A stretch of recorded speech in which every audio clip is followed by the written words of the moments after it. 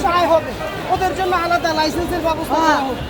আমরা বাস একটা অ্যাক্সিডেন্ট হলে মারা যায় 10 জন, আমার একটা অটো রিক্সা অ্যাক্সিডেন্ট হইতেই পারে রাস্তায় লাগে, আমার অটো রিক্সা বন্ধ করে দেওয়া হবে কেন?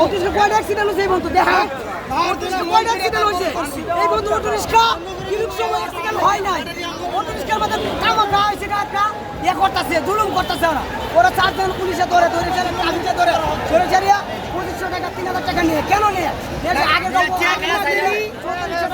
কোন সংবাদ সম্মেলনে দেখানো হয়েছিল ইলিয়াস কাঞ্চন সাহেব, তাকে প্রশ্ন করা হয়েছিল যে এই অটো রিক্সাওয়ালারা তারা ধার দেনা কর্জ সমিতি থেকে কিস্তি থেকে লোন নেওয়া এই গাড়িগুলো করা হয়েছিল, তো সেই গাড়িগুলো বন্ধ এভাবে উচ্ছেদ না করে তাদের জন্য আলাদা লেনের ব্যবস্থা করে দেয়।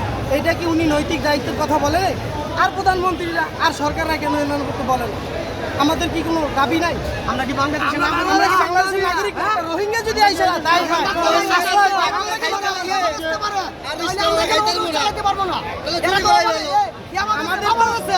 আমাদের অটো রিক্সাও ছিল, বয়স হয়েছে, বয়স ভারী হয়েছে, বয়স ভারী হওয়ার কারণে তারা বর্তমানে চালাইতে পারে, সেই জন্য দাবি করতে আছে। প্রতিবন্ধীটাও তাও উঠে দিতেছে, এটা কি আমাদের কোনো মূল্যায়ন নেই? আমরা কি বাংলাদেশের নাগরিক না? মানুষ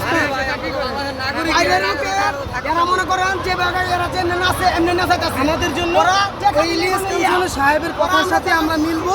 আমাদের জন্য হয় আলাদা একটা লাইনের ব্যবস্থা করুক, আমরা তো আমাদের জন্য লাইসেন্স বা আমাদের গাড়ির লাইসেন্সের ব্যাপারে কথা বলুক, আমরা মানতে রাজি আছি, আমরা সব তাদের পদক্ষেপে রাজি আছি, কিন্তু তবু আমাদের রিক্সাটা উঠায় না দেয়, কারণ নতুন নতুন গাড়ি আমরা বানাইছি, আমরা কেন মূল্যায়ন পাবো? আপনার নামটা? আমার নাম মোহাম্মদ খলিলুর রহমান। কোন এলাকায় রিক্সা চালান? আমার ফ্যামিলিতে আমার আব্বার পর্যন্ত হাত দেয় না, আমি একলা আয় করার মতো। কোন এলাকায় চালান? কোন এলাকায় চালান রিক্সা? আমি মিরপুর 1-এর গুদারাঘাটে চালাই অটো রিক্সা। আপনি কোন এলাকায়? আমার দুইটা মেয়ে আছে। নাম কি আপনার? আমার মামা আছে। আলমগীর। তাদেরকে আমি কিভাবে দেখব?